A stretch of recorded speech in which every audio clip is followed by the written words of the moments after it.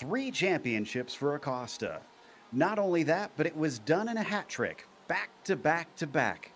The seasons have turned over and we wipe the slate clean once more. New rubber has been put on the cars, drivers have had to readjust, and we're set for what might end up being one of the most unpredictable seasons yet. Well, let's see what it all holds in store for us as we get ready to watch round 1 of the PRL GTE Sportscar Series. And you'll see it all live here on the Global Sim Racing channel and the iRacing Esports Network. Hi, I'm Joe Peak, and with me in the booth is Ossian Puhaka. Behind the scenes is our director, Jay Kennedy, and he's using cameras provided by Dougie Beard. Sebring plays host to our first round here in spring, and it's a track that plays no favorites as well as bites hard when you least expect it. To find out a little bit more about it, why don't we head on down to our track guide.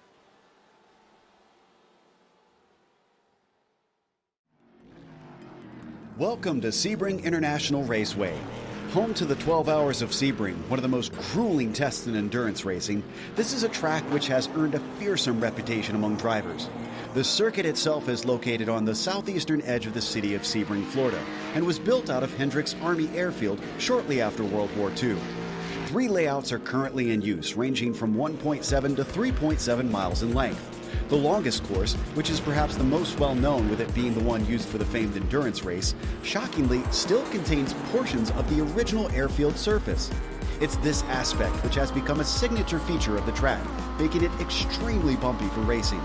Sunset Bend in particular nearly shakes cars apart while they attempt to navigate the high-speed 180-degree corner. As you'd expect for the side of an airfield, there's nearly no elevation change over the course of a lap, but many of the curves are dramatically tall and unforgiving, daring drivers to glance them yet not hit them directly. Thankfully, places to pass are plentiful, including spots like the Hairpin and Cunningham. However, the many fast, sweeping turns creates a dilemma for car setup, since a vehicle that's made too stiff could wind up bottoming out on the onerous bumps. In the end, if you have the wherewithal to withstand the track's rough nature, you're likely to fare well. And since Florida fans almost always show up in huge numbers to witness this test of car and driver, you'll have plenty to impress at this legendary North American road course.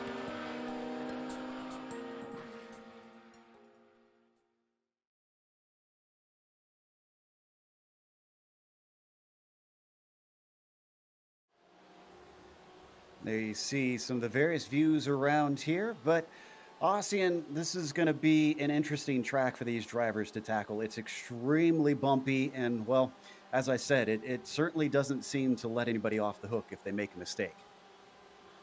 From turn 1, which I like to call the sunrise, all the way to the sunset bend, Sebring International Raceway is living proof of the fact that you don't need altitude changes to have a magnificent race circuit. It is certainly one of my favorite. It features the hardest corner in the entire American continent, which is of course the Sunset Bend. It is always a challenge for these drivers, and I'll tell you what, even if you hate it, the silver lining is it'll get rid of your kidney stones real quick. Yeah, it certainly will rattle your bones around here. But as always, today's race is brought to you by SIMSA.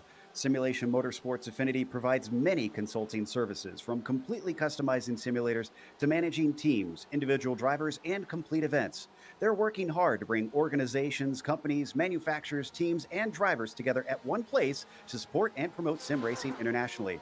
They're also bridging virtual and real motorsports by providing a network between these two, involving sim racers, real drivers, teams, managers, engineers, and of course, motorsport fans alike.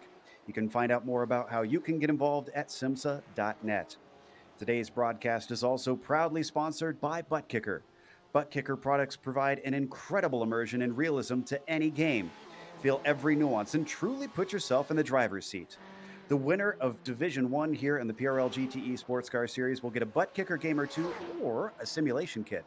Also, both drivers of the winning team and the team's championship will get a free t-shirt. Check them out at thebuttkicker.com. Now let's take a glance at the championship from last season and how it wound up. I already mentioned that Abner Acosta took the victory when all was said and done, and he had it by a whopping 40-plus points over Christian Eisler. In fact, we are expecting Modov to be the main player, but by the end of the season, he had fell by the wayside and didn't even finish within the top 5. Munoz, Fredes, Pisano, and Anthony Pisano round out the top five of those drivers. We also have a teams championship, and Ozzy, how'd that wind up? Well, it is the Punto CL Racing Blue, providing much faster than the perhaps real life counterpart of what we know, at least in Europe, as a Punto. RSR Esport finishing in second place, and GDR Simsport rounding out your podium. And I must say, Punto CL Racing Blue, as it was in the Drivers' Championship, in the Teams' Championship, their gap was 113 points to the second place. So I tell you what, that's some awesome display of driving skill. But let's see if they can bring it back to back this season. And of course, we might have viewers who are tuning in for the first time. Well, it's a good place to do so with it being the first round. But just in case, here's some of the other race details that we've got in store to help familiarize you. And now, for those who are familiar with this series and have watched before, most of this is going to seem pretty much the same. We have a 60-minute race here today, and they have four makes of cars. They have an open setup in this series, but you can expect one pit stop for fuel. The big difference now is that they have a penalty, a stop and go penalty for incidents before you hit that disqualification. And they also have what they call an orange zone at the start of the race, where drivers are given more severe penalties potentially if they get into trouble with other drivers on that first lap through that orange zone. We'll go over that in a little bit. But basically, this is going to be some great GTE driving here today. They've got some bonus points in store for this first round, with one drop week to save them if they have troubles throughout the season. The qualifying is underway, but before we get to that, we want to remind you that you're watching this on the iRacing Esports Network. Make sure and subscribe to the channel. All you got to do that is scroll down below the video, and you'll see a big red button that says subscribe. Click that. You won't miss a moment here on IESN.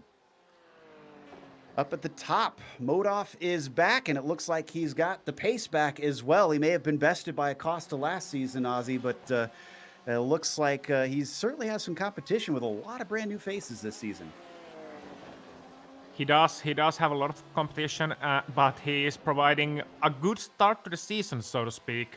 You always want to get your season started on a high note, but this is quite something else. He is leading the qualifying with 156.4. The next driver, Jesse T. Stevens, 156.7. So that is quite a margin indeed.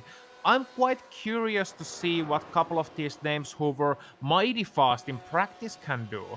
I'm looking at the practice times, and Carr was 157.1 there. I don't know how many sandbags he's got strapped in his car, but he's got a lot faster in qualifying. In practice, it was Jesse T. Stevens, Rodrigo Mies, and Stephen Ash who were the top three, and they are right now sitting in positions 2, 5, and 10, respectively.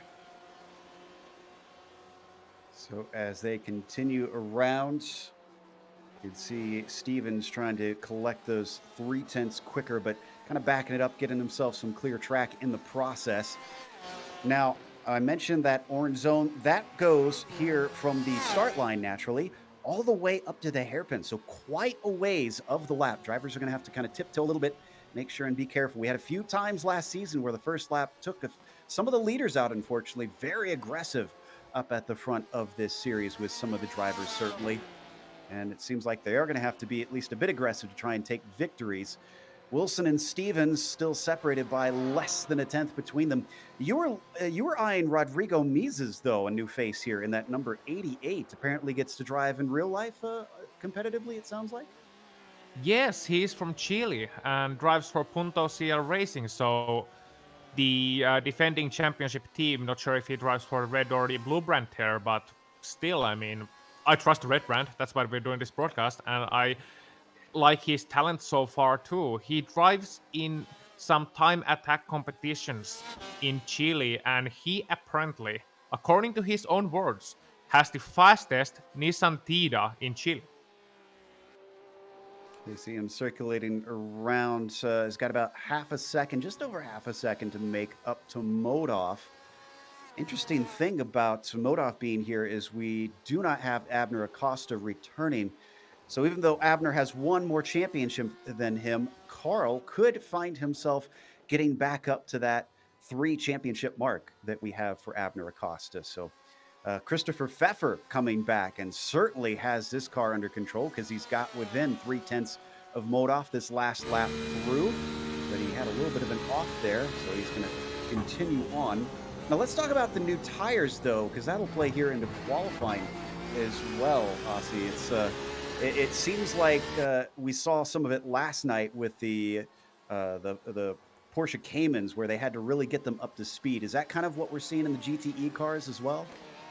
Yeah, more so than previously, and it's gonna make first lap in the race especially interesting. You're gonna see these drivers. Previously in the GTE, you wanted to have a slow crawling out lap, and then you put in that one golden ticket lap right from the get-go. Now we're seeing even these top drivers in lap 4, lap number 5, improving their times. Trying to let maybe other drivers through in lap number 6. So we're seeing a different atmosphere out here today, and it's gonna allow you more chances. And more importantly, in an open qualifying, it's gonna make it much more predictable because there's nothing worse than someone doing 60 miles an hour in a 100 mile an hour apex right in front of you, and you're on a hot lap. That's a disastrous combination, and I'm glad these tires act a little bit more realistically now and a little bit more predictably. But it's gonna make the first lap a whole of an interesting affair, and that's why I'm actually kind of glad they got that long orange zone going because I'm afraid they're gonna need it. Yeah, I kind of don't doubt that there's going to be at least a few issues. Now, there is no guarantees that you will be penalized if you run into problems in that orange zone. The stewards simply will take a look at it and you will be under tighter scrutiny through there. Garrido's returned from last season after a short break. The 301 currently putting himself within the top 10, but typically he was up at the very front. He's only got one time lap down, so maybe this is him getting that speed up with less than a minute left to go. He's only got this lap and one more. Looks like that one did not count though, so he's going to have to go around one more time. It's so difficult to come back after a break. I know that from personal experience, like being away for some time and you're anxious to get back, you have that newfound motivation.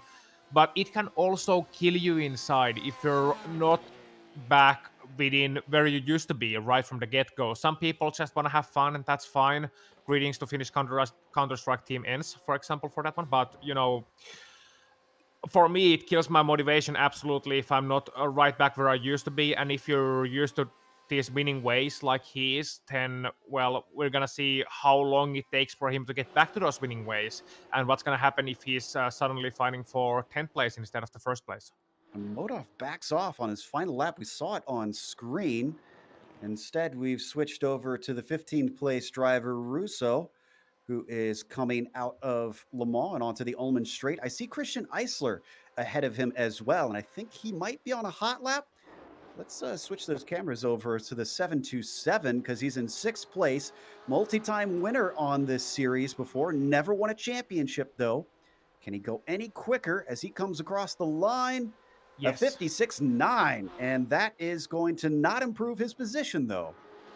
Yes, but it's an ice-cold man from the Iceman. Ice-cold lap from the Iceman, I should say, not an ice-cold man, even though I don't doubt Christian Eisler's abilities. But, P number 6 in qualifying, getting under that 157 barrier, and even if it doesn't improve his position, it's gonna be a big mental barrier to go through, because always when you see an even minute, and you see only a handful of drivers getting under that even minute, you want Inter, just because you're in the same second as them. I can't explain it. Yeah, no, I totally get it as we watch Garrido, who does improve and get himself up to 8th with his last lap. So nice little notch on his belt for that one. Yeah, I'm the same way. It's that mark, that thing that you want to be able to brag about, just getting yourself under that barrier. As we watch Romig, who comes around the final corner through Sunset Bend. The number 71 is in 18th position. His quickest at a 57.606. He comes down to this wide checkered line, but he does not improve, sadly. And James LeBlanc, I was watching him behind. He was coming into Sunset Bend in that fluffy Kitten Ninjas car. Yeah, it actually says that on the back of the car. I did not make that up. And he actually spun on the last corner, took his Porsche around, and showing how difficult Sunset Bend can actually be to get right. I'll be honest, that's one of my favorite team names of any of the series we've covered, and I think Cal Top three Quinn for might me. be our final. Yeah, there's been some good ones. The Window Lickers might be my number one. So that is it for our qualifying. Let's go through our starting order because we got a decent sized field to try and get through today. Carl Modoff manages to come back and put it on pole with Rodrigo Mises, who was quick in the warm up, up to second place here today. Jesse Stevens will be starting in third with Christopher Pfeffert, who is outside on row two. Then you've got Brandon Wilson starting in fifth and Christian Eisler in sixth position. Row four, it's Justin Rame on the inside with Diego Garrido starting in P8. Nicholas Rubilar starts ninth today. Zach Broderick will round out your top 10. And just outside those guys, it'll be Anthony Pisano and Caleb John Lavender in row number 6 with Andres Espinoza and Stephen Ash in row number 7. P number 15, it is Rafael Russo, whose last lap we watched, and behind him is his almost brother, Michael M. Ross. Position number 17 is Luis Pime Jr., Sean Romick, 18th, Horacio Calguin, 19th, and Mac Miller rounding out your top 20. Then we get to Ken Huber, who will start in 21st. Ignacio Fredes, a bit far down for him, if I'm honest, in 22nd position. Brett Thurman starts 23rd with David Duino in 24th. Jason Hodges is at the quarter century mark today with Elijah Mitchell starting in 26th. Jean-Marc Tremblay, P27 for him. James LeBlond in 28th and Sean Duhamel in 29th. Ted Lowendick will start 30th. Jeff Carollo, 31st, James Hebb, 32nd, then it's Stacey Donegan and Dirk Oxas in the next row. Chase Steffi, David Peterson, 35th, 36th, Lawson Christie, 37th, Donald Olson, 38th, Kyle Strichard, 39th, and Bill Cross, 40th position for him. And interestingly, all times were under 2 minutes apart from the last two. So we really got a fast field out here today, and will be interesting to see, Joe, how they make it into that first corner. But first, they have that agonizingly slow outlap to get through, try to get some heat into those tires, and just dread the task that's coming ahead. Because here in the Florida heat, I'm glad we got AC in the commentary booth. Yeah. Well, and it's funny that you mentioned the heat because I was just thinking it'd probably be a little bit quicker to get heat in the tires out there. It's actually 107 degrees Fahrenheit on the track surface. I've been alerted that's around 43, 44 degrees Celsius on It there. is not, So it is quite 42. steamy. 42. Okay. So I was off once again. I guess 39 initially when we were having a debate, me and our director, Jay.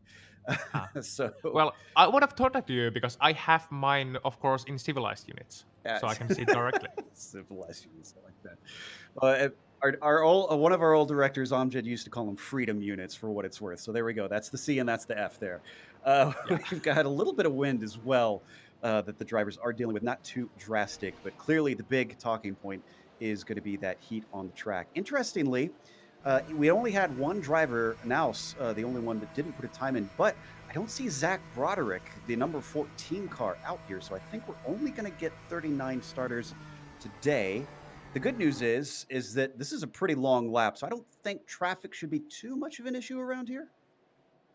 No, no, and it's a track where you can quite easily find overtaking zones. It suits multi-class racing really well, and in a single class, there is not that much of a speed difference when you look at the field. You're seeing 3.5 seconds about from right from the get-go to the slowest guys in the field, and even Karl Mudov, I don't think he can keep that pace going all race long. So you can afford to be a little bit more careful instead of just sending it into the sunset bend like you see about 75% of drivers usually doing. I'm thinking these guys are a little bit more classy than that. And just one note, Joe. They are hyped up in the chat, in our chat, about Ford GTs, which is a wonderful car. And there was earlier a question, are there any Ford GTs in the field? And the answer is yes, there are. I can spy right away at least one, and that is Michael M. Ross. He will be starting from the 16th position in that 67 Ford GT. And I highly doubt he will be the only one either. So we see at least a couple of the Blue Oval racing here at Sebring. Jay Steffi's the other one. He's in the 247. And I'm checking to see if there's any more. Sadly, it looks like they're not very popular this season.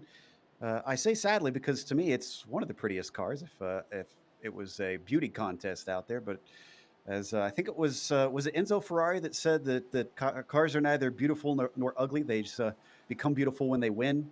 So I guess I think it they've was. yeah, they've got their work cut out for them because if they are the prettiest, they're going to have to really fight off a lot of other cars that are going to have an easier time winning this beauty contest as we now come to the final stages of the lap up to Jean Debienne. One thing I'm noticing as I'm looking at the track, though, is that it doesn't look like they swept the track between the practice, qualifying, or even up into the race here. There is a lot of marbles offline, so I'm wondering if drivers will be looking out for that. They absolutely will be. You don't want to run into those marbles, and you're gonna see them after qualifying. You're gonna see them on the insides of the corners. So watch out for drivers locking up brakes when they try to overtake someone up on the inside. Watch out for drivers going off the line in Sunset Bend. There are more than one though, so that's a good thing. But if you go just a little bit wide in that corner, it's gonna make it that extra bit sketchy. And those tire barriers on the outside, they are just waiting.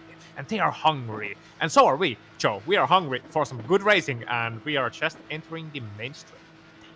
We are into Sunset Bend. The Porsche is going to give over control to Karl Modoff. He's going to try and take his third championship this season, but what is the first round going to hold for him?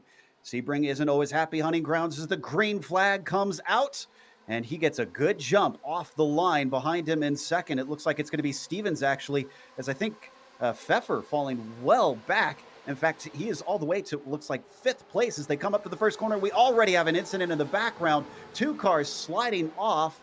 Not sure who that was. We'll try and check it later. Indeed, and behind them, it is some three wides going into first corner. And it was Bill Cross and Stephen Ush also from position number 13, as well as Anthony Pisano from team number 10, who were off on the first corner. Eisler spin. Oh, big mayhem. Eisler big mayhem in the back. I'm trying to pick it. Oh, and there, yeah, we can see we got a BMW off. This is just outside of turn 3 and 4. There's Eisler as well. He's spun on his own coming out of turn 5. So separate incidents in multiple places at the start of this race. Looks like those cold tires are quite tricky. Yeah, we saw Eisler spinning off. We saw a couple of cars going wide and 10 behind them. We got a couple of guys who were just, taking a lot of damage, just trying to, chime it in. Ken Huber and Horacio Calguin came together actually in turn number 2, and that caused a big spin. Just ran out of room between those two, and that caused a bit of mayhem. But thankfully, the front of the field is still intact and all right, and that means that at least some of them made it intact through those first couple of corners. And still seeing everybody running is the good news. All 39 cars still out there, and then as soon as I say that, James LeBlond is slow, but it looks like he's got it going.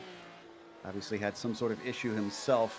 Meanwhile, up at the front, Modoff getting ready to finish the first lap, and he's got about a half-second gap back to Jesse Stevens. Mises fell back to third at the start of the race, but he's holding on. In fact, the train at the front of the field is still relatively close. Nobody really falling back too badly at this point.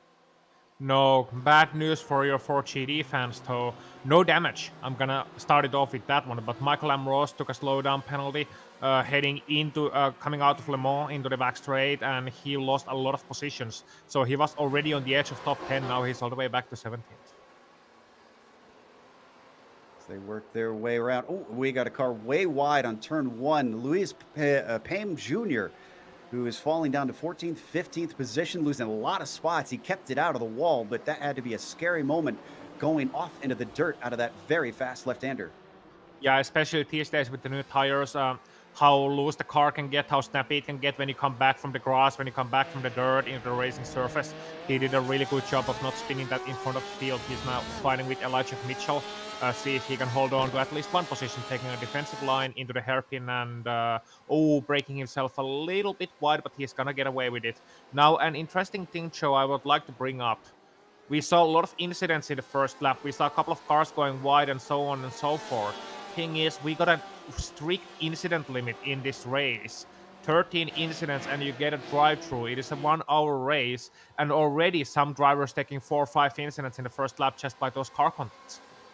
Yeah, I have a feeling we might see some extra pit stops from drivers, unfortunately. We've been watching the battle for third place between Mies and Wilson as they get ready to come down the Ullman straight. Looks like Mies has dropped off for a while. He was right on the gearbox of Stevens. And I'm not sure that he's got a good enough exit as they come down this long, long straight up to Sunset Bend. And indeed, he's certainly not got an opportunity coming up to the final corner. No, no, no, no, he doesn't. And we are still seeing a string of cars. English is hard. We're seeing a string of cars into that last corner and trying to get a good run onto the main straight once more. Interestingly, on the first lap, I saw something you don't usually see with the GTE cars. And on the first flying lap, some drivers were actually a little bit sideways exiting the corners, just a hair of a slide, even with the traction control.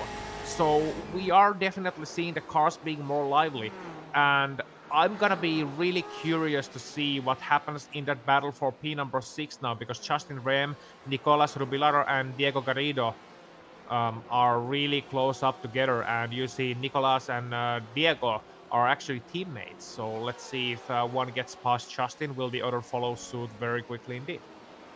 On screen, what we were watching there for a moment was Fredes and Mac Miller in that fight. Now, looks like we've jumped over to what you were mentioning with Justin Rehm here.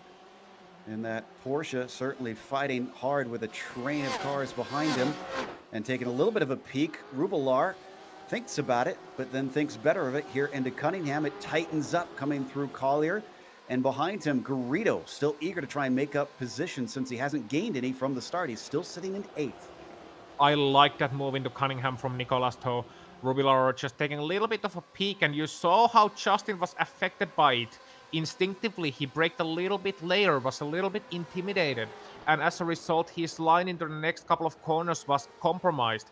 And a lot of these corner exits at Sebring, you need a certain line. Once again, you see Röhm making a little bit of a mistake, and Rubilar taking a good exit out of the back straight. Little bit compromised when he moved alongside, but he will still get a nice run.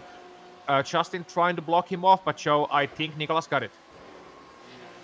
Oh, he's to the inside. It's not done yet, though. And Justin is braver on the brakes, maybe too brave. Back down the inside, but sliding out into him and comes across his bow. And the driver taking advantage of both of them is Diego Garrido. He's going to get a 2-for-1 in a single corner. Yeah, and they just file up behind him. Rubilar falling up behind him. Justin gonna try to get back on the first corner, the so-called sunrise. Not quite able to make it, so it happened exactly as I expected. Two of these teammates getting through on one single sweep move. But I tell you what, that was hairy. There was contact on Sunset Bend, and when you say contact and Sunset Bend and battling for position, you're usually gonna see some very sad race cars on a tire barrier somewhere and a really sad driver right next to it. But this time they made it through intact somehow. What a great display of driving skill. Even if it was some unwarranted aggression early on in the race, but hey, he made it work, so can't fault him too much. Yeah, I guess as long as it sticks and everybody comes away from it, especially considering Rubilar had his left rear bump or left rear fender touched there as he takes another look on Garrido, but then backs out of it. We've switched a little bit behind them. Now we're back on Garrido, seeing if he can get or if he can keep his teammate back. But Rubilar obviously not wanting to stay where he was, which was 7th place. He lost a position and gained a position. Now he's looking to gain one and keep it this time as they come up to Bishop.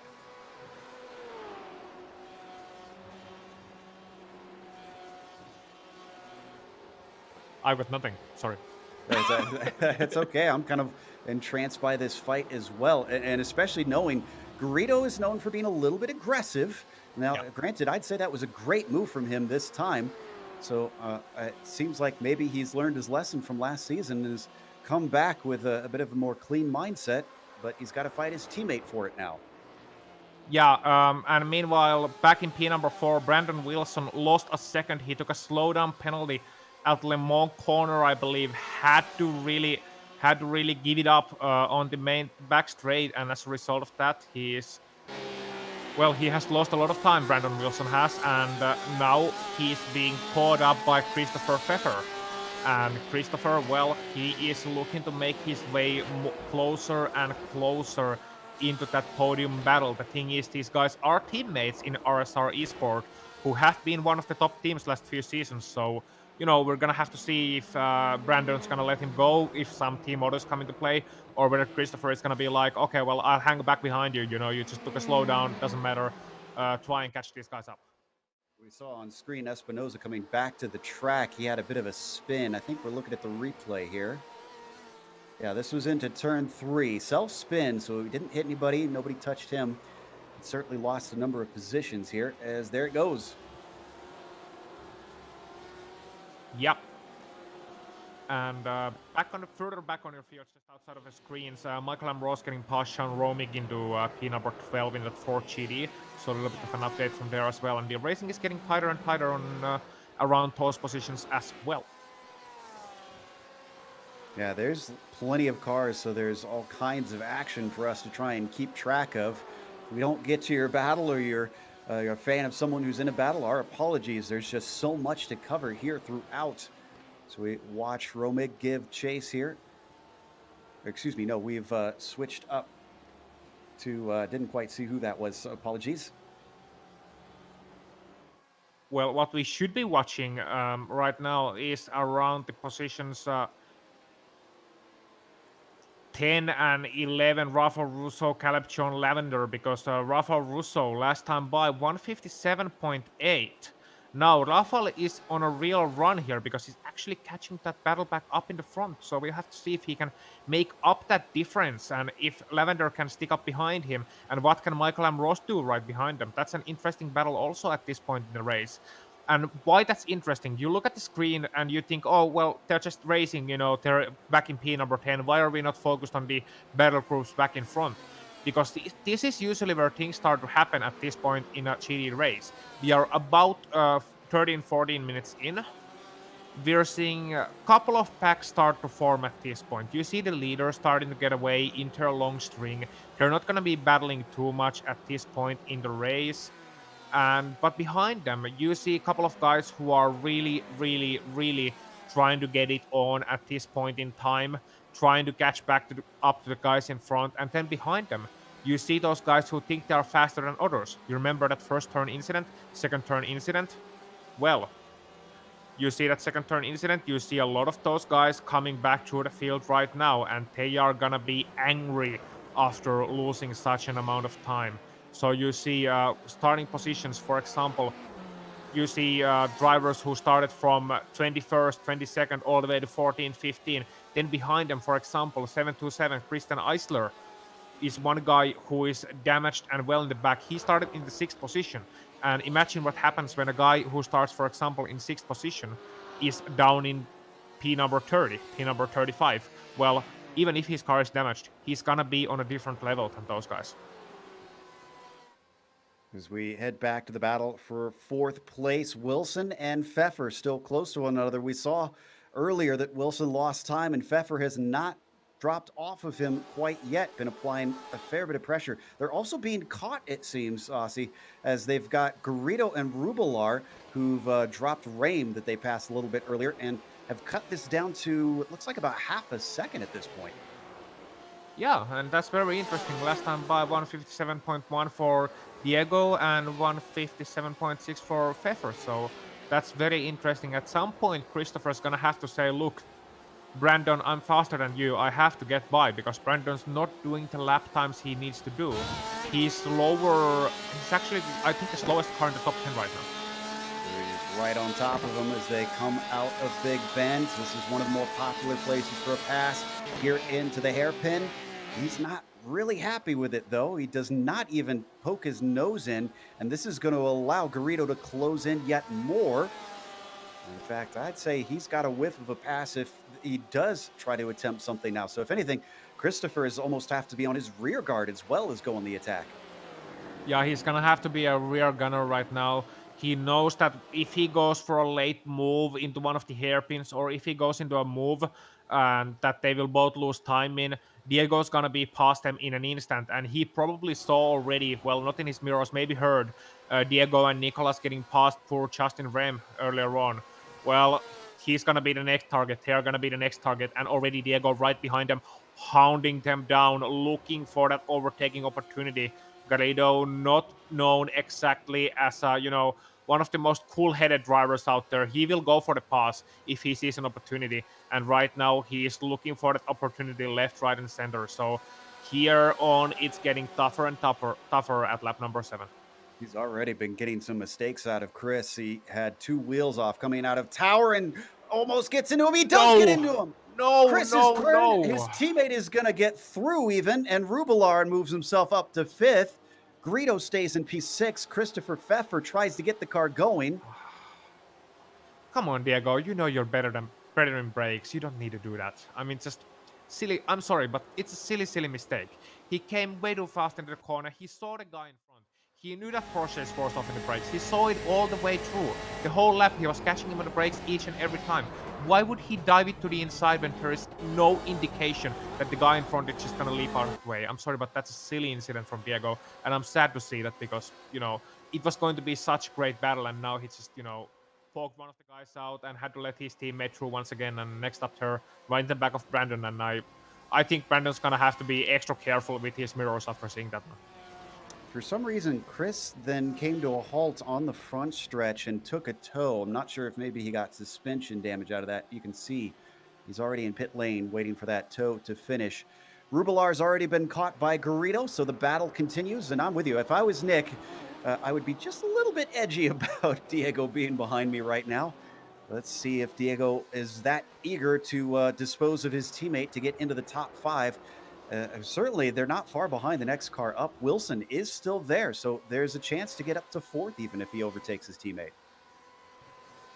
Indeed, and we'll see if Nicolas can keep it a little bit more calm than Diego has been. Diego's still pretty much pounding it on, but you can see in his driving style how aggressive he's being, how late to the brakes he's being, even behind his teammate. And right now, he's starting to feel the effects of that. He's losing front-end grip. You can see him just sliding a little bit wide of those apexes, and that's the first sign of usually something starting to go wrong with his cars. You're gonna start to lose time. So maybe these calmer guys, Justin Rehm, maybe even Rafael Russo, can catch back up to him in the later portion of this race. Take a glance back here between Lavender and Russo. Caleb doing what he can to try and overtake the 22, staying right in those tire tracks down the front stretch. Not nearly close enough to attack here into turn 1. They're going to be joined by Ross potentially. He's only about a second behind them. Lavender tries to go side by side, which he does take a poke this time into turn 3. He could find himself joined very quickly, and just in that one moment, a 10th is lost through these sequence of corners. They're going to pick up speed once again. It's down to 0.7 of a second, so 0.3 in just the first third of this lap. Yeah, and Caleb John Lavender, he is driving a GTR simulator-sponsored car. They also, a little bit of a mention by them, they also organize, for example, 24-hour sim racing events and 24-hour sim racing league. So they got a lot of experience from sim racing, have been organizing events in Denmark, and a big group, and glad to see them here on iRacing too, being a big name and their brand being displayed on Caleb's car. And let's see if Caleb can make them proud by taking that position from Russo. Let's keep the cameras on this, but an update for those wondering. Modov is still our leader, and he's got about 3 seconds back to John Stevens. John's not been able to really keep him under wraps and is slowly dropping back. It's not huge margins, but obviously he does have reason to be concerned.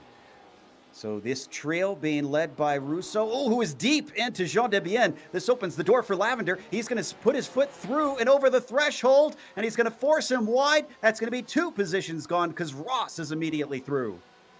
Yeah, he got a little bit awry on the brakes. You can see him just going a little bit sideways on the braking at Le Mans, trying to get it turned into that little bit of a ridge inside of that curb. When you can take that curb, you're going to win a lot of time, but he got a little bit sideways, got on the marbles, and then in the next corner, his tires were just overheated. You can see him trying to brake, not going to happen. He got a little bit wide, got on the marbles, had to let go of the throttle to not run into the grass, and lost 2 positions.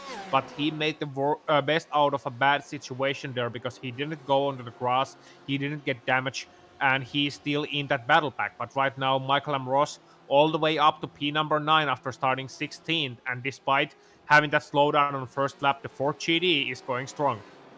Yep, this car is looking prettier by the moment, I'd say, and he's actually looking pretty good for trying to get by Lavender as well, as he has a good exit out of turn 5. We got a car on the wall, Stacy Dunnigan, it seems, who has lost it in turn 1. Let's see if we can get a replay on this one. And I think he caught the inside first, it looks like. Yeah, he took a weird line in the first corner. He was side by side with Jason Hodgson. That's why the Radicals driver, Jason. And he was trying to brake a little bit later, get that tight inside line. He just didn't see the inside wall. And that looks like the silliest mistake you can make. But I tell you what, Joe, that's really easy to do. You're not usually looking at that. You're already looking at the exit at that point in the corner when you're in the apex. Your eyes are so far ahead that you're looking at the exit and you don't maybe realize that, oh, I'm in a more shallow line and I should be careful of that inside wall that pokes out. And well, it took another victim at Sebring. Yeah, I'll be honest. I consider that a blind corner just because that wall there. You're kind of hoping you've got the arc right, and you have to make last-minute adjustments, which is never good in a bumpy corner like that. As we've jumped back to the battle for 8th place, Lavender with a great exit off of Le Mans. Michael Ross in that Ford GT falls back slightly. Russo, who we saw lose these 2 positions just moments ago, is starting to gain back up on the Ford and is quite strong through Sunset Bend. He is strong through Sunset Bend and he's looking to make some great exits out of that one. Another battle, P number 15, 16, 17. 15, 16, they swapped positions already once this lap. David Duino getting up ahead of Mac Miller, but Miller's looking to come back and we'll see which one of these, which is going to come out stronger, the BMW or the Porsche, an eternal battle between the German brands. So that's something to watch out for. Also, they got the damaged car of Ken Huber ahead of him. And look at the back end, the left rear of Ken Huber's car. And imagine him still doing 58s with that car. He's having great pace out here today. Yeah, it's kind of amazing that Ferrari is going as quick as it is. You can see that fender all sorts of bent up. No movement behind them as Duino is able to hold Miller back. They're also joined by Payne, the number 17, appropriately in 17th, coming back from his spin very early in the race. Nothing doing down into Cunningham for the time being. A lot of great battles here going on. We see that battle all the way through. You see Duino, Miller, Paim, and well, Tremblay is not close enough, but we got a 3-car battle for that position ahead of them. No need to change the picture there yet, but I'm just going to mention Espinosa and Fredes are really close for 12th, and then we still have that 8th place battle going on as well. And I'm going to just look, and 2nd and 3rd as well actually battling it out. So that's going to be very interesting. Jesse T. Stevens being caught by Rodrigo Mies, the Chilean racing driver, the time attack driver. Let's see if he can put up some time attack laps. I tell you what, he's trying his best. Last time by, he was the fastest of the field. This time by, losing a couple of tenths to race leader Karl Modov, but still a couple of tenths faster than Jesse T. Stevens. And this is going to be a really good battle. I'm excited to see how Rodrigo battles here. Wonder if we could pull up a lap comparison, because I'm pretty sure that Mies was farther back than this not too long ago. Stevens now under pressure with about half a second between the 36 and the 88. They come out of turn 5. Jesse's starting to respond slightly. It was closer than this back at the end of the previous lap, about 3 tenths between them. And there you see the comparison. Looks like Mies's was slower and 2 of the laps, and then the 3 most recent ones, he has just turned on the afterburners. Yeah, this is where the race starts to come alive for him. This is where he realizes, okay, I'm gonna cash in the effects of being a little bit calmer earlier on. Despite being a time attack driver, he knows how to, keep those tires cool, keep that car going consistent. Jesse clearly having troubles with his tires. You can see him out of Cunningham sideways a little bit, and when you come through the tower, he's able to get the power decently down, but all the time, Rodrigo's looming closer in the Porsche in his mirrors. We'll have to see how they go through Le Mans. This is usually the first time when you notice those tires starting to go. The right, left, right, agonizing for this rubber. and agonizing for the driver. If you get it an inch wrong, you will lose half a second, potentially a second, and you get a bad exit out of the back straight. And look at this here. Jesse having to already take a defensive line, trying to perhaps break the draft a little bit, make sure Rodrigo doesn't do anything silly up into Sunset Bend. But I'm going to think he's going to keep it calm. It's going to be a real doozy for next couple of laps. But I'm predicting lap 14, we're going to see an overtake from Rodrigo, and it's going to be coming out of Cunningham Bend. He's going to get a good line after a fake, and then he's going to get the position by Tower. Interestingly, that was Stevens' quickest lap of the race so far, and Mies was only a little less than a tenth off of him. That's why you saw him get right back up there as they come down through 3, 4, and 5. Maybe we could see Rodrigo get himself a launch, have an attack down into turn 7 into the hairpin. Doesn't quite look good to me, though. He's actually dropping back. That looked like a poor exit. Yeah, it was an okay exit, but you can see the advantage of the BMW over the curves when you look at them, especially in those 2, 3, and 4.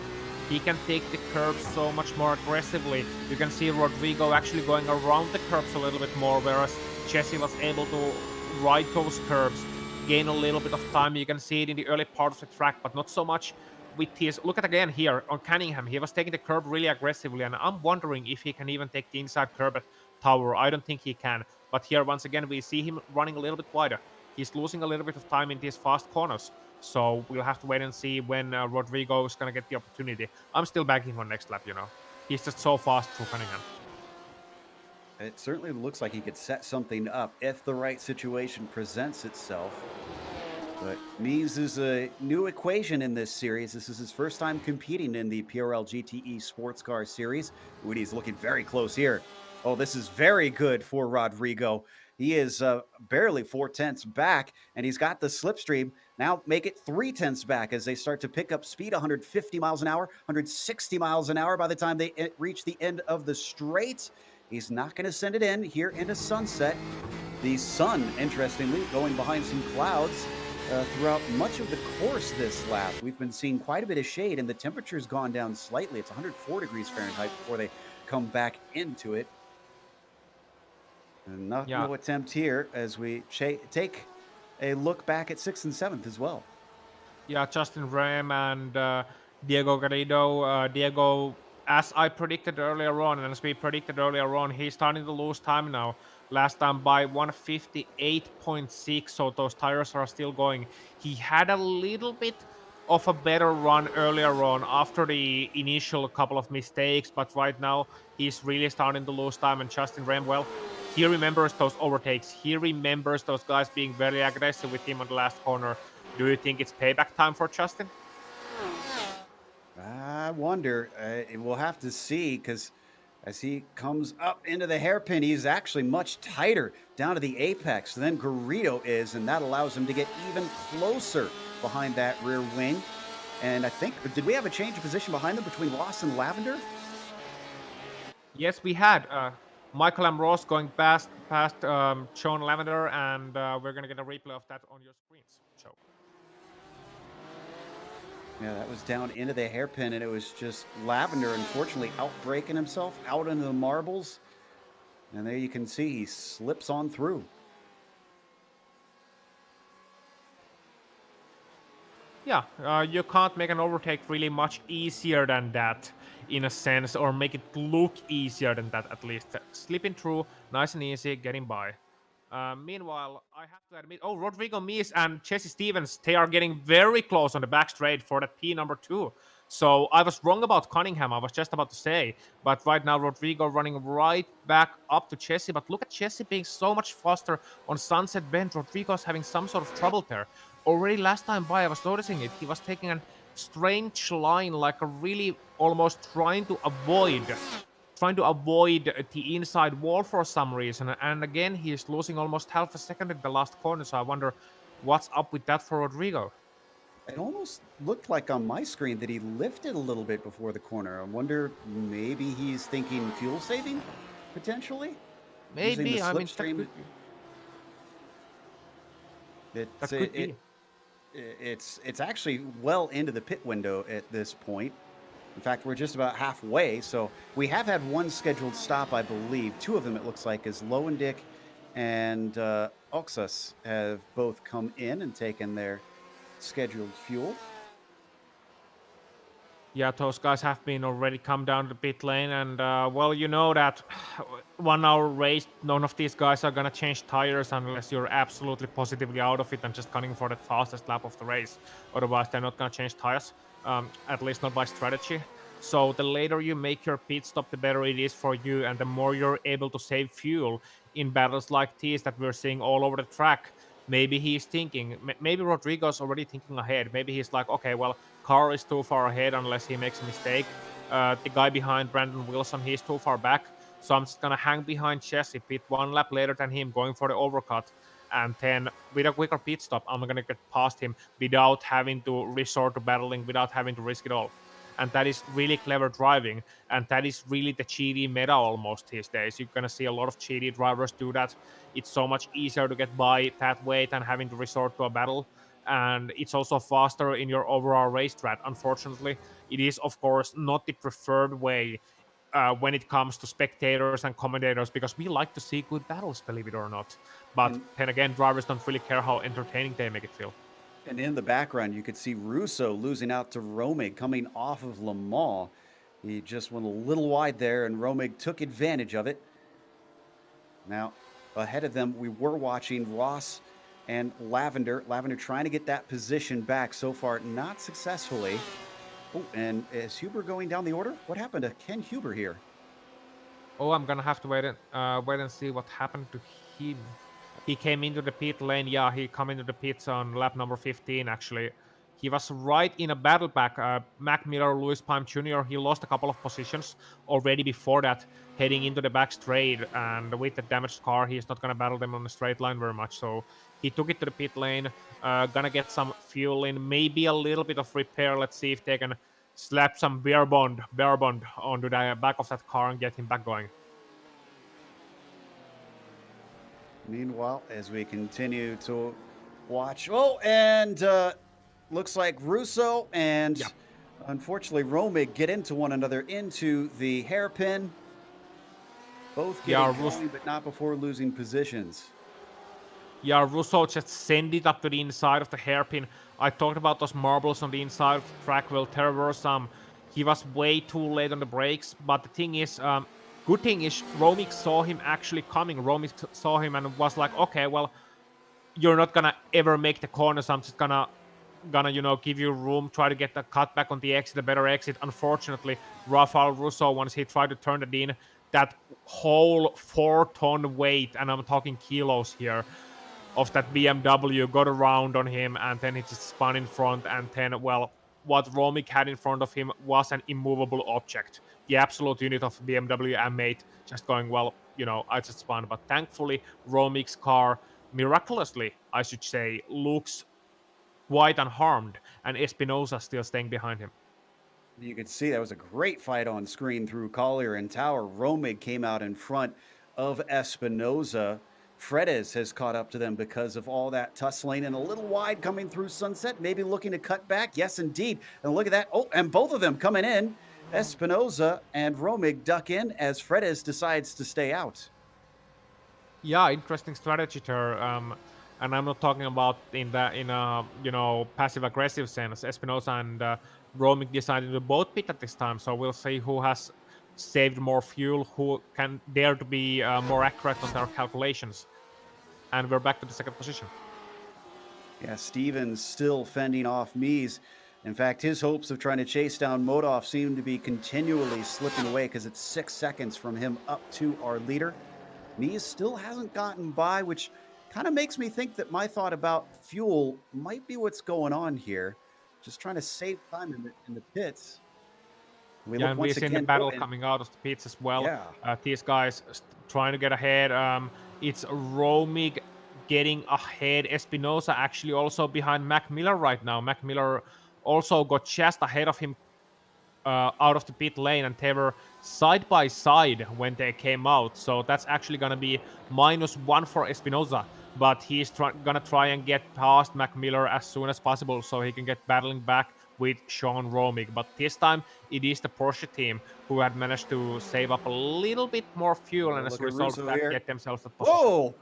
And Espinoza is very deep on the brakes, gets to the inside of Mac Miller. I thought it was Russo who was going to be making the move. He's going to try and take advantage of it, though, with Miller shoved to the outside. He's got a nose in, but can he keep it there by the time they break for Cunningham? No, he is falling back slightly. Oh, he's going to send it in deep, though. Very late on the brakes, and he's given space at the apex, just barely. Can't gun it off the corner. And there goes Miller back by him once again as Huber tries to sneak through in the melee. Doesn't quite work out for him as he gets cut off. They're going full send on the full send car here, Joe. Both Andres Espinosa and Rafa Russo trying to call up Mac Miller on his bluff of having that team named Full Send Racing. Well, they're gonna show what that means. Lavender in the pit lane in meanwhile. So Caleb John Lavender pitting from P number 9, and he's gonna potentially join that battle as well. And Modoff, who's been in and out there, you see him on your screen, returning to the circuit. So he is naturally our highest pitter at this point, and he came out into clear air. There is no one in front of him. Yeah, very good for Karl Modov, looking like he's gonna, just cruise into a victory here. And meanwhile, I was just about to say Mac Miller, Rafa Russo still getting very close, but Rafa Russo made a tiny mistake in that last corner. When you get a full fuel load, Joe, and you get these old used tires, that means it's gonna be sketchy, and Ken Huber now looking to get one back on Rafa Russo. It's a great battle here. Boy, Huber's got his car back underneath him because he's been making some good moves to try and get positions here, as he isn't able to successfully get it, at least this time, down through the first set of corners. But the number 30 working hard on Rafael Russo, falls back a little bit, resets, and sees if he can get him a little later. Indeed, Huber's gonna just hold back a little bit, but he saw Rafa Russo having a couple of issues going into the corners, actually taking an inside line into the hairpin, which is quite curious. So I'm thinking Huber's just watching him, learning from him, seeing if he can indeed keep that BMW together, or if Russo's gonna make a mistake and he can just jump on it right after. Stevens and Mies both in pit lane. In fact, Wilson's in, Rubelar's in, Garrido, Rame. I think we might be at the end of the pit window, because yet more cars are joining them, slowly trundling down towards their stall. Again, we're looking for Karl Modoff to see if he loses any time in this sequence. He had about a 17-second stop. Mies and Stevens also were very tight together. Stevens is going to come out ahead of Mies, so he doesn't lose the position. And Modoff goes by clean. Yeah. Yeah, Modoff goes by clean. He's very good indeed, heading into the lead, and he's looking very comfortable for that race win. Jesse Stevens, despite having a little bit quicker pit stop, thanks to the virtue of coming in one lap later, he's still not gonna be anywhere near enough to catch him. But the interesting thing for me, what we speculated earlier on, Rodrigo Mies, we're thinking he's saving fuel. Well, he was able to save no more fuel than Jesse Stevens. So again, they are back in the exact same running order. So I'm wondering, will we see a different Rodrigo Mies? Will we see a more aggressive Rodrigo Mies now that he knows that he can't no longer get the free pass? Heading back to Espinoza now with his fight. And this is a good one, coming down into turn 3. Almost has it. Side by side through 3 and 4, and he's going to be able to get by Payne. The 17 falls back to P14, but he's still close behind as they come down into the hairpin. Doesn't make a move to try and get that one back. Behind them, Mac Miller, Rafael Russo starting to gain time. Yeah, they are starting to really catch up into that battle. You're looking at Mac Miller, Rafa Russo, and then you see Luis Pime Jr. and David Duino just coming fresh out of the pit lane, so they don't have the heat where they want it yet, even if they don't take new tires. You put fuel into that car, you get used tires in there, you're standing on that pit lane stationary for 20-30 seconds. That's gonna take the heat out of the tires momentarily, and then you have to get the heat back in the first corner. You're still battling through those tight corners. Only now are they starting to feel a little bit more comfortable with that car under them. Because Rame is going to get by Garrido, who is very slow in a straight line, and they almost come together into the corner, into Sunset Bend. This is where Garrido had his problems before, but he's strong off of it. And what's happening to Rem? He's into the pits again. He's gonna come to the pit lane. I'm thinking that has to be a penalty. Either a speeding penalty or too little potentially fuel. Or that could be too, yeah. Well, I guess we'll find out. It depends on how long he stops here.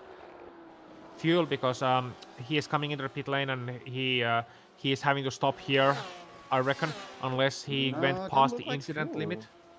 Because he's been in there for 10 seconds now. This has got to be some sort of penalty. Yeah, it could be. Could very well be. I'm gonna just see his pit exit lap.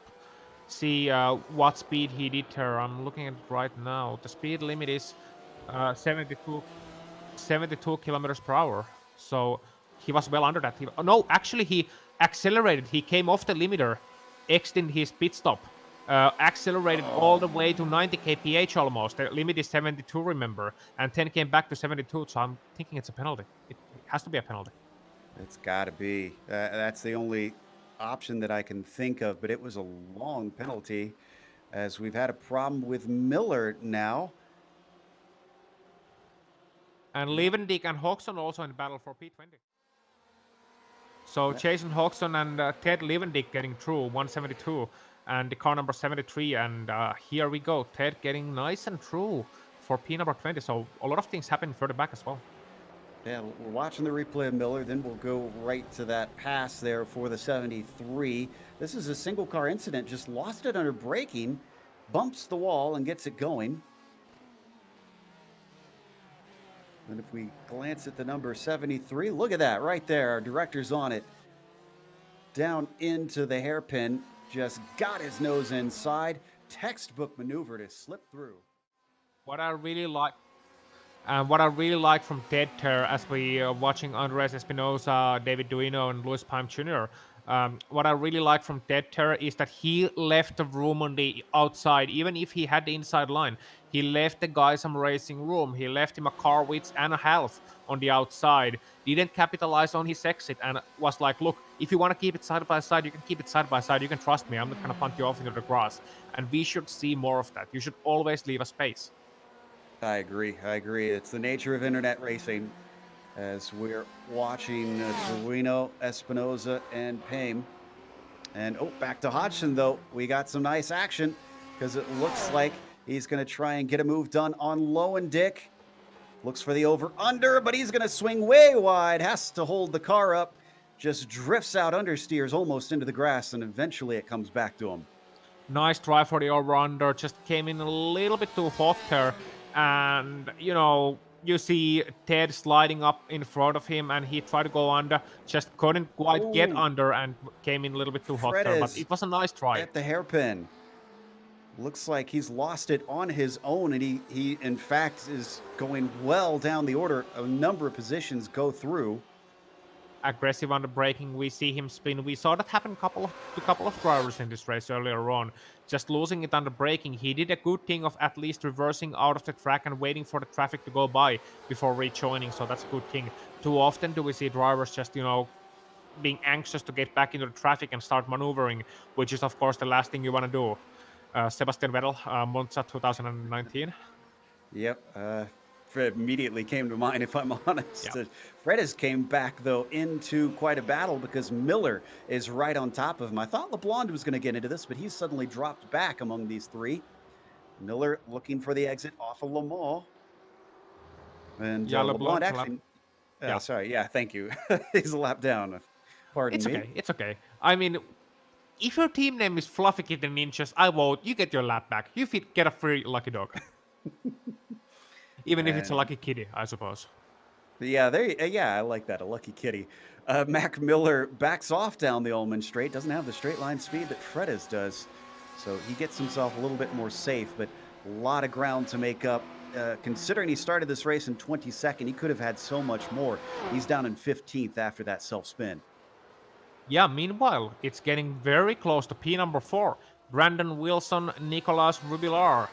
P number 4, P number 5. Even if Rubilar's teammate has fallen way back, mostly of his own doing, Nicholas has been quietly having a good race here. And he is hounding down Brandon Wilson last time by.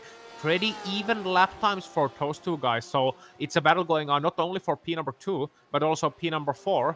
And a lot of great battles all over the track, even if we come into these last 15 minutes. So, Joe, one eye gonna keep it on Nicholas and Brandon, and the other eye we're gonna keep it on Jesse and Rodrigo, because both are very close and both positions could change in a blink of an eye. Oh, Nicholas getting a way better run into Lemo corner, gonna potentially look into it for the last bend, but not quite able to make it. Maybe a little bit too anxious trying to make it work into the last corner. Should have tried to get a better exit and work it on the back straight, but we've seen the straight line speed of that Punto CR Racing BMW, and we know it can make things work in this race. So perhaps we'll see it again. Certainly some good action between these two. And they've got no pressure from behind. It's about 6 seconds back to Garrido currently as they come down the front stretch. And you see Garrido back there now coming across the line. Yeah, and Garrido just gonna, hold a little bit back here.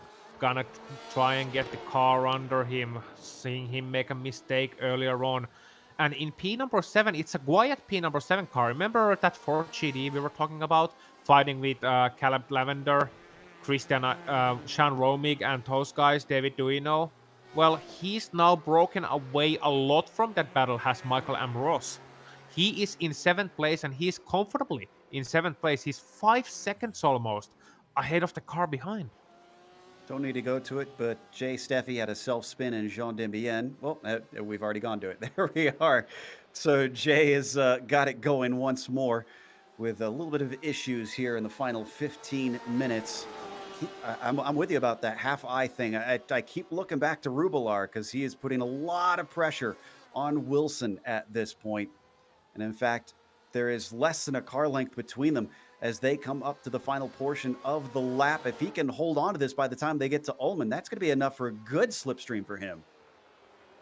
Yeah, he's very close. Oh, Rubilar spins it. He's around and around and around he goes. Don't run it, don't run it, don't run it. Stop the car. Well, he got out of the track gladly, but don't let it running. Apply the brakes when you spin. When will people learn? And so Rubilar loses his chance, loses a position to his teammate as well, and we jump back to 2nd and 3rd between Jesse T. Stevens and Rodrigo Mies. And I tell you what, only thing faster than these guys around the Sebring today have been not only Carl Modov, but also Jay in the director booth. I take responsibility for that spin that happened. That was certainly commentator's curse, me saying all he has to do is stay with him here. Meanwhile, an aggressive defense down into turn 3 from Stevens. I'm not sure why, because it didn't seem like Mies was close enough to attack. He doesn't know how Mies battles though. He hasn't seen Mies battling yet, and he's maybe just trying to, make a little bit of room for himself. That BMW seems better under braking, and there's a car spun in front of them. That's Chase Steffi in one of the 4 GDs. They're gonna come back up to him soon, gonna lap him. So we'll see if he gets out of the way nicely. I'm sure he will. Just Stevens still ahead of him, better under braking. Rodrigo's gonna have to make it work better on those fast corners. Those will be his advantage here on Cunningham once again. And Chase Stevens spinning again, so that's one way to avoid. He's struggling. Something's got to be wrong with that car, Jay Stevens, because that's the 3rd time we've now seen him spin and within the last 2 or 3 minutes. Meanwhile, he does leave these two alone, and as Stevens continues to lead Mies, last time we saw cars this close, the one behind spun, so I'm not going to comment on him needing to keep close this time. Let's just watch and see how they handle this portion of the course. So far, so good, both nice and tidy. Now on to the Ullman straight, where they need to get a launch, and they've separated from one another by a few car lengths. Stevens keeping Rodrigo at arm's length. Well, Rodrigo Mies just can't put a foot wrong right now. Even I trust him so much at this point. I'm even gonna, just say that blatantly here. But coming into Sunset Bend. Once again, he's taking that weird little inside line. He's making the corner a little bit more shallow, well, a little bit tighter, I should say, than it needs to be. He maybe can't run the outside line. Maybe there is less wing in his setup. Maybe he's got the car set up so that he just can't come in on the wide line, so he takes the inside line, and that's fine. There are a million ways to take Sunset Bend, and none of them are right, but he's losing a little bit of time there to Jesse T. Stevens, and that's potentially going to come into play later on in this race if he needs a run onto the main straight. So right now, I'm thinking his chances are coming into that back straight, take it to the inside, and then use that line he has already used a lot of times before, the inside line in the last corner. That, or he's going to get a great run out of Cunningham. That's the other chance. Other than that, Rodrigo Mies, he's losing a little bit of time on first sector, so up into hairpin, I'm not thinking it's gonna happen, but we'll have to just wait and see what he comes up with. He can always surprise us. Meanwhile, David Duino, Andres Espinosa, and Luis Baim Jr. are making a bit of a mistake behind him, so it was a three-way battle that turned into a two-way battle at this point in time, Joe. Yeah, Espinosa has really been on the attack here for Duino, trying to get into the top 10. Espinosa looking to make up for mistakes of his own during this race. They all woe it up down into the hairpin. Behind them, Payne giving watch, seeing if there's anything he can do with this if they start tussling. They've got 10 minutes left to go, so the laps are running out. It takes a while to get around this place. Almost 2 minutes, as a matter of fact. Oh, Garrido with an issue. He is off. And he comes back on right in front of another car. Hold it. Oh, and he gets another car. And that's his teammate too. That's Caleb John Lavender out from the 8th place. And so unlucky, Stacey Donegan, who is teammate with Caleb John Lavender, both of the GDR cars now taken out. And that is all caused by Diego Garrido coming back onto the track with no care in the world. And that is one of the things you just cannot do as a racing driver. You can't come back up to the track like that. I thought drivers at this level, they would have it imprinted into their spine.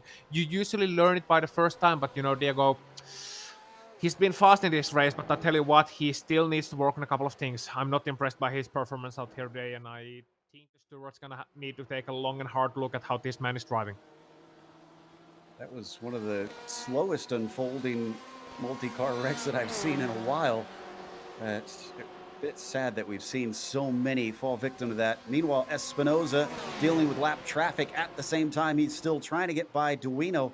That was Christie who they just went by. Christie, unfortunately, going to be a bad spot for Payne, who finally gets through.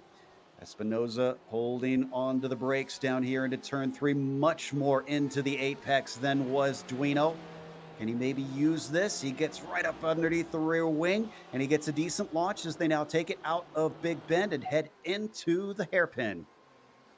Let's see if Espinosa can make that Ferrari braking work in his favor. Let's see.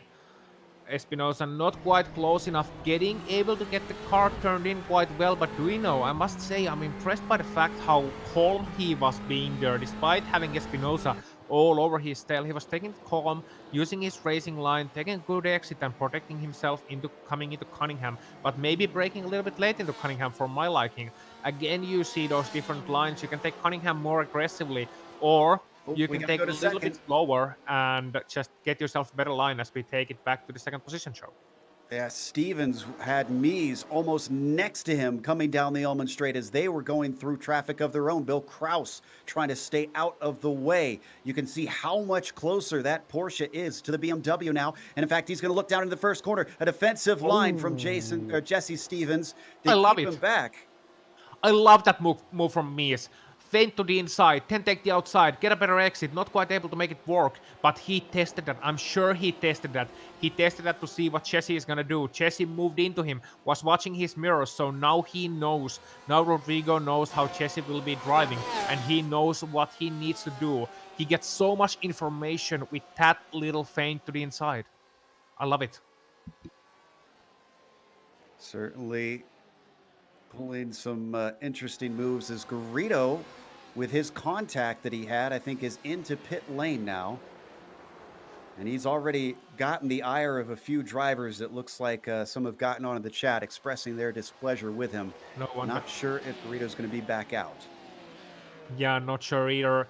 You know, he hit Stacy. Stacy was lapped down, so I mean, it was still inexcusable that he hit him. Stacy was doing nothing wrong there, you know. Stacy Donegan. He was just trying to correct the car, you know, trying to get it back under control. And Caleb John Lavender, inside of the top 10, just came around and, you know, had nowhere to go because he sees his teammate all of a sudden just wiggling, trying to get the car under control, and then gets hit and gets put into the wall, and that's him out of the race, and that's Stacy do a lot of damage. And I'm not surprised to see Diego going to pit after that one. Guino's in the wall, and it looks like this might have been a hard hit. He was still working to keep Espinosa behind him, but a little bit of wheel in the grass is all it took. Meanwhile, back to this battle. We got to stay with it. Apologies. It's so close up here. And oh, it's a bad exit from Stevens. Here comes Mies. Last time he's tried to sell him a dummy. Is he going to do it once again? He comes all the way out to the right side. That's the desired line. Shallower entry for Stevens. Could compromise him on the exit. Could we see the over-under here from Mies? He tries for it, still covering off the inside. It's Jesse Stevens trying to deny him any sort of opportunity, slides it into the corner, but holds on to the spot for now. Now Rodrigo committed to the outside. He tried to make it work, tried to make it as an over-under.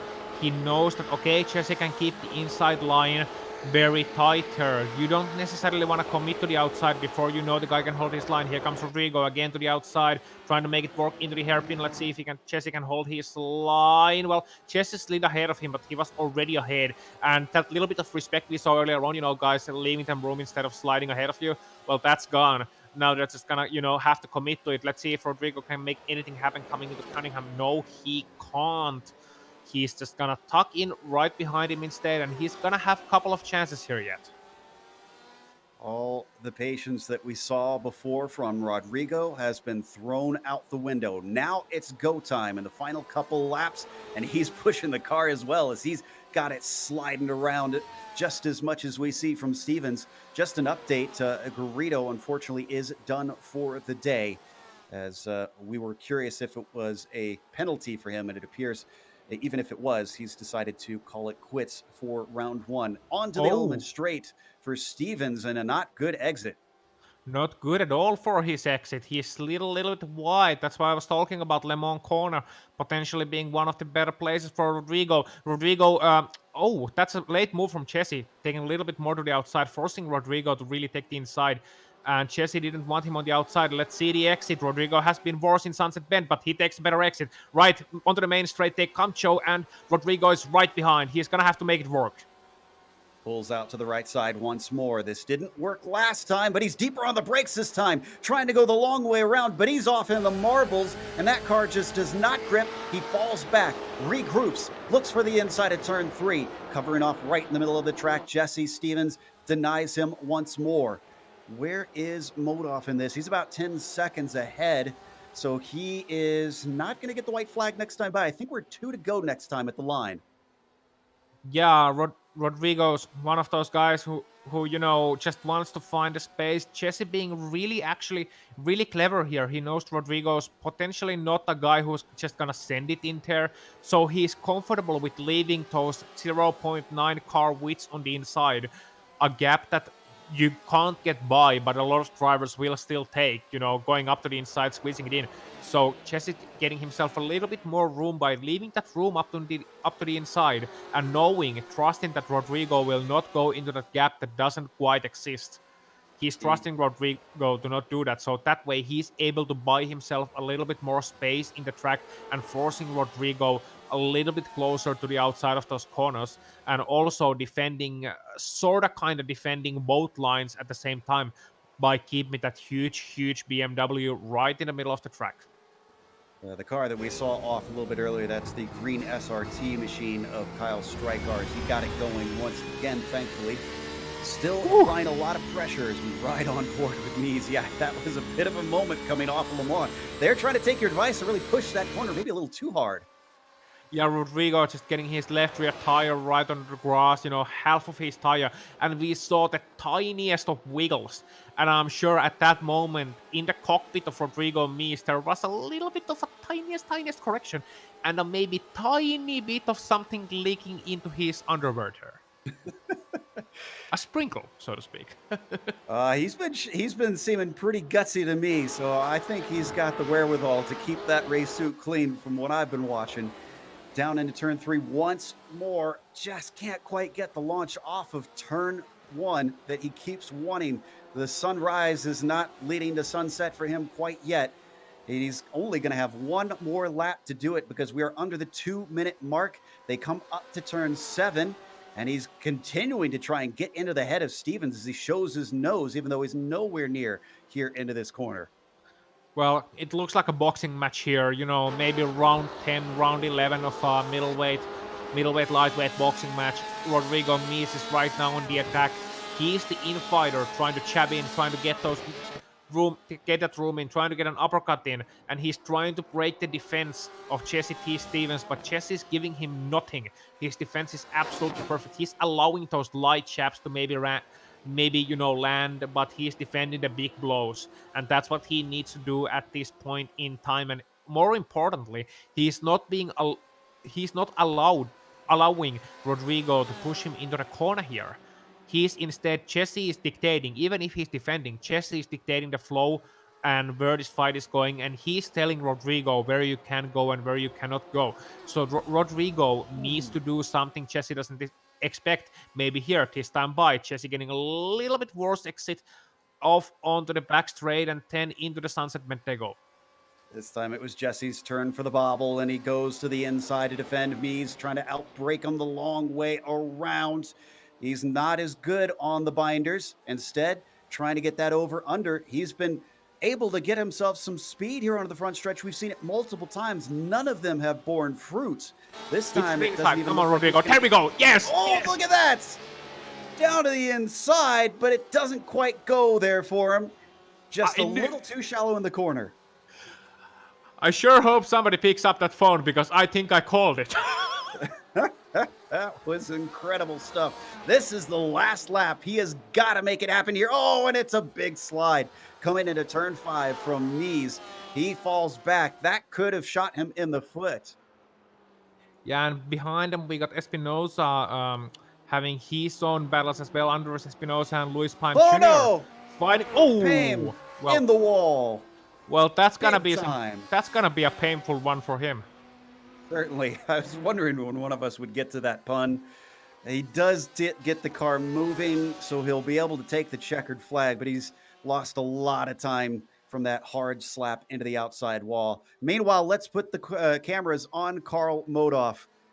We haven't really shown a whole lot of this guy. He's been holding everybody at bay all race long, and the 948 has come back swinging. He started confidently at the beginning of last season. He didn't come away with the championship, but this time there's no Abner Acosta to be seen to challenge him. And as the 948 comes down the Ullman Straight, I'd say that he has got to be feeling pretty good about this one to make it number 3 this season. It's still early days for Karl.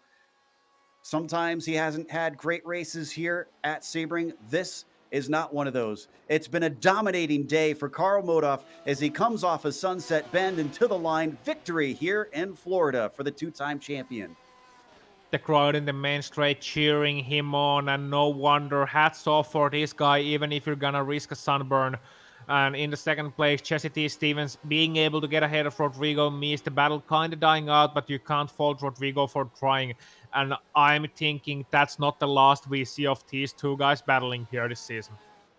I'm with you on that one. Rubelar, in the meantime, trying to hold on to a top 5 as Michael Ross is playing a lot of pressure. They come around Sunset Bend themselves, and this is a pretty good run by Ross, but not quite there. They come to the line, and Rubelar is going to defend that top 5.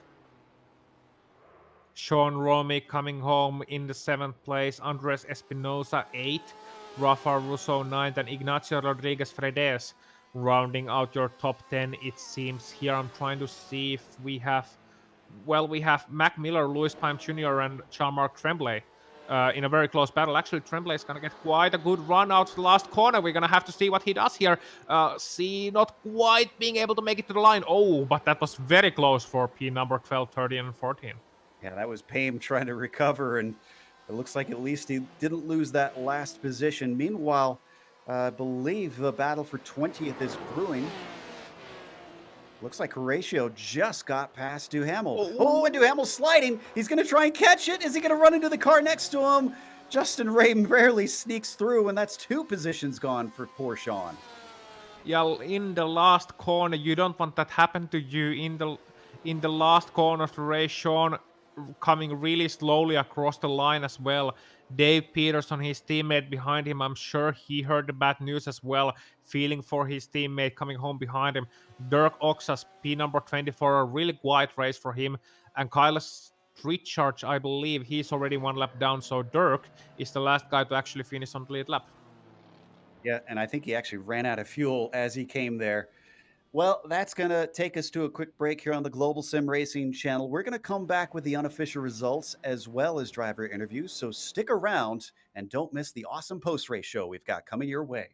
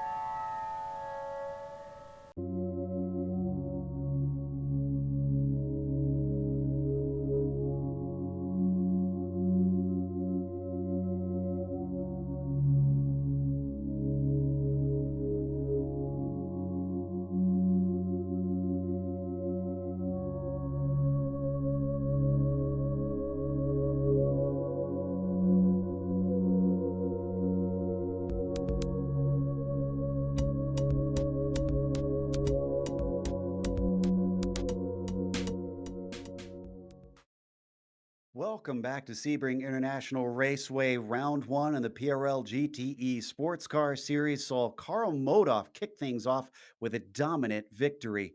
Jesse Stevens was 10 seconds behind, and Jesse probably really wasn't too fussed with Carl for much of the race because he had a mirror full of Rodrigo Mies for much of the way. He finished 3rd behind him, but it was extremely tight, especially in the latter half of the race. Brandon Wilson managed to get himself a 4th place, also dealing with Nick Rubelar just behind him, who wound up 5th. Michael Ross in a bit of fights, and he gained a lot of positions today from 16th to 6th for him. Sean Romig with a 7th was followed by Andres Espinoza, had late problems in the race, to finish 8th. Rafael Russo took 9th with Ignacio Fredes finishing in 10th. Ozzy? And in 11th position, it is Mac Miller, one of those guys who fought their way from the 20th position right on the edge of top 10. Louis Palm Jr. ending up 12th, had a chance for a higher position. Jean-Marc Tremblay 13th, David Duino 14th, then it's Ted Levendick, and he came from 30th position all the way to 15th after a good race. Brett Turman 16th, Jason Hodgson 17th, Ken Huber 18th, Jeff Carollo 19th, and it's Horacio Calguin rounding out your top 20. Justin Rame, not the best of days for him. From 7th to 21st. Sean Duhamel was 22nd with a Dave Peterson, a nice bit of climbing from 36th up to 23rd. Dirk Oxus was our last driver on the lead lap in 24th. From there on down, it's drivers who finished a lap down on more, including a lot of DNFs down at the bottom, about half a dozen of them not seeing the checkered flag here today, unfortunately. I believe we do have our winner ready to talk to us, though. Carl Modoff ready to join us in the booth. Let's see if we can pull him in. There, we've got the number 948 joining us. Carl, congratulations. You didn't have Abner to fight against today, but it seemed like the other drivers are fast, just not fast enough. I'm sure they're plenty fast enough to be an awesome competition over the season. Abner, it's funny, he's not here. I wish he was, but he's the one, probably the reason I'm running this season, because he messaged me. He's like, hey, you're running this with new fast guys.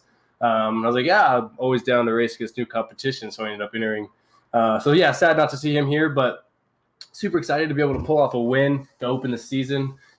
Just love driving the Porsche. It's always kind of just fits my driving style best. So to be able to come back with it and be a little more competitive on the new tire model is really exciting. So looking forward to the season.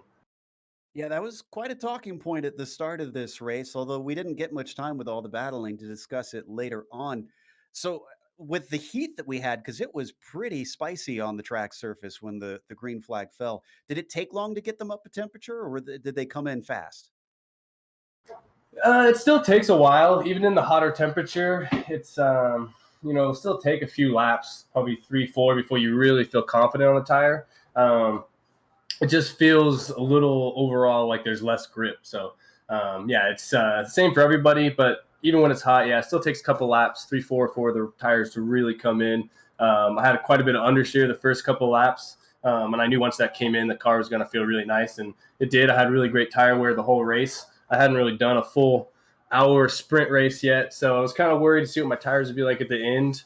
But they felt really nice, and luckily I had a bit of a gap, so it wasn't stressing too much. If they did fall off. Now, I mentioned it on the broadcast that if my memory serves me correctly, you've had some unfortunate races here at Sebring with this series before. It seemed like today kind of made up for that. Does it feel like a bit of redemption here today for you to run up at the front as well as you did? Yeah, absolutely. Last season I had a few bad races where I just didn't have the practice or, whatever, name the excuse. I had a lot of mistakes. So, I wanted to come back this season a lot stronger. And now that everyone's quarantined to their houses, I feel like I got a lot more time to practice. It felt really great out there to put off a win and to drive really well. And I was proud of how I drove, didn't make any mistakes. So I'm happy with my performance and looking forward to next week. I think it's Lime Rock, and the Porsche is another great car to drive there. And it's going to be kind of crazy, I imagine, with all 40 people. It's going to be really tight. Qualifying is going to be huge. So looking forward to that. Should be an exciting race. Well, Carl, I got one more for you here. We've seen a lot of fast drivers in history. Actually, we were talking in the booth among us about mustaches before this race. You got Nigel Mansell, who was a fast driver. You got Dale Earnhardt, of course, a fast driver, better known in the States. Geke Rosberg, all of those guys, they had awesome mustaches. Now, I must ask, your name is Carl Modoff. Ever fancied a mo-off? I can't say I have. I might have to work on that, though, if I'm going to live up to those types of names. Yeah. That's the question I had. Congratulations for the victory, man. It was an awesome drive. So, you got anyone you'd like to thank? Thank you. I appreciate the compliment. I'd like to thank Delta Sport, the new team, for the livery Brian did for the car. It looks great, especially with the new spec map. You can get a really nice flat matte finish, and the car just looks beautiful. So thanks to Delta Sport and Brian over there, team manager. Other than that, I'd like to thank Butt Kicker, Simsa, GSRC, you guys. everyone that's involved with PRL and putting this together. Thanks, guys. I really appreciate it, and look forward to seeing you next week, hopefully in the same position. Awesome stuff there from Carl Modoff, and I concur. I think we need to get a mustache going there on Carl. Already a two times champion. But that's going to close things up because it looks like Stevens and Mees are a little quiet for us today. Didn't want to come up and chat. We'll hopefully get to have a conversation with them later. In the meantime, we'll thank our own few people, including our sponsors. SIMSA can be found at simsa.net. That, once again, is the Simulation Motorsports Affinity, and they can help you get involved in the worldwide sim racing community if you enjoy this sport. I know we do here. And also to Butt Kicker, who can provide all kinds of awesome immersion creating products for your sim rig. Check them out at thebuttkicker.com. Also, thanks to iRacing for putting us on IESN, and thanks to the companies that provide the software and the hardware for our broadcasts. You can see them listed here on your screen. Additional thanks go to June Lalonde, who provides our wonderful music. See the screen for how to get a hold of more of her great work. And thanks to the team today, Ossian, Jay, and Dougie. If you'd like to find out more about GSRC, including upcoming races, you can find it at globalsimracingchannel.com. Our social media is also at Twitter at GSR Channel, Facebook, Global Sim Racing Channel, and Instagram, GSRC_Graham. If you'd like to support us, we've got our merchandise store linked in the description below. You can click on that where it says gsrc.storenv.com and make sure and subscribe to the channel while you're down there. The next race, as was mentioned, Lime Rock Park. That is going to be tight racing around there. It's going to be the Grand Prix version with this new version that they've recently scanned and put on the service. So that'll be fun to see them deal with chicane there on the uphill. That'll be Tuesday, March 24th at 9 p.m. Eastern. We have upcoming races for other series listed on the screen, so check those out and mark them down on your calendar. But until next time, race clean, race hard, and we'll see you on the track.